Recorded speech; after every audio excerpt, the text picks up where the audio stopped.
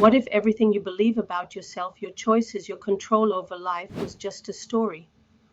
What if the you making decisions isn't really in control at all? Let's journey into the radical clarity of Ramesh Balsekar, where the illusion of self begins to dissolve. Ramesh Balsekar isn't a name most people hear in everyday spiritual circles, but once you encounter his teachings, something shifts. He didn't speak in riddles. He didn't ask you to chant mantras or follow rigid paths. Instead, he asked you to look deeply at one thing, the illusion of the individual doer.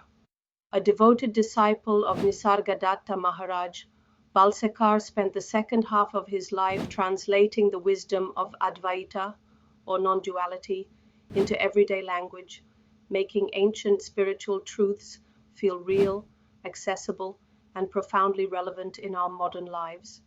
Today, we explore who he was and why his teachings might just shatter everything you think you know about yourself. Born in 1917 in Bombay, Ramesh Balsekar lived what many would call a successful life. He was a high-ranking banker, eventually becoming the president of the Bank of India. He was analytical, logical, and disciplined, everything you'd expect from someone steering a financial institution. But after retirement, a deeper hunger called to him. That call led him to the doorstep of Nisargadatta Maharaj, one of the greatest Indian sages of the 20th century.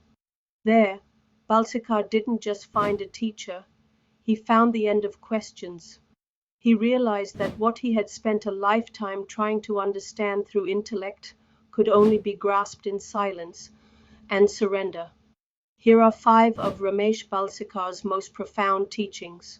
Number 1, you are not the doer. This is his central message. All actions happen through the body-mind organism as a result of cosmic causality. You may feel like you're making choices, but those choices arise from past conditioning and universal flow.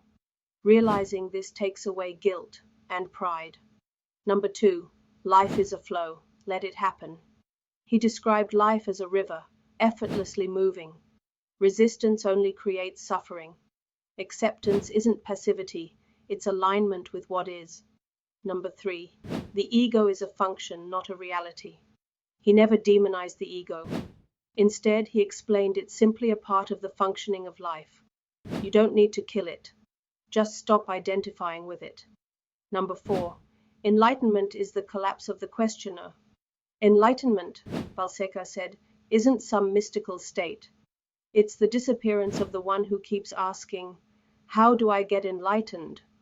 When the seeker disappears, only awareness remains. Number 5, there is only one source. Whether action arises in you or in someone else, it's the same source expressing itself. There's no separation, no you and me. Just one functioning through many forms. These ideas are deeply liberating, but also deeply unsettling. Many people resist the idea of not being the doer. If I'm not making choices, who is responsible for my life? The mind rebels. It wants to control. It wants to hold someone, anyone, accountable. And that's where most seekers get stuck. They try to understand Balsekar's teachings intellectually. But this isn't something you get with the mind. It's something that clicks when the mind gets quiet. Those who embrace Balsekar's perspective often describe a deep sense of relief. One woman said she finally forgave herself after years of guilt over a failed marriage, because she realized it wasn't her fault in the way she once thought. Another man said he stopped obsessing over whether he was doing enough to be spiritual. The striving dropped, and peace entered. Letting go of the idea of control isn't weakness, it's freedom. Balsekar didn't give people techniques or practices. He offered a mirror, one that shows you that you were never broken, just caught in a case of mistaken identity.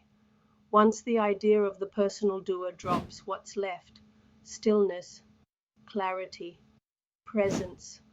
Ramesh Balsekar's teachings aren't about becoming someone better. They're about seeing that there was no someone there to begin with. In a world obsessed with self-improvement, he quietly whispered, there is no self to improve. And in that silence, many found the peace they'd been searching for all along. His wisdom lives on, not in books or doctrines, but in those moments when you stop trying to control life and simply allow it to be. If Balsekar's message touched something deep within you, I invite you to explore his work further. Subscribe for more insights on non-duality and awakening, and check out our next video where we dive deeper into the illusion of control.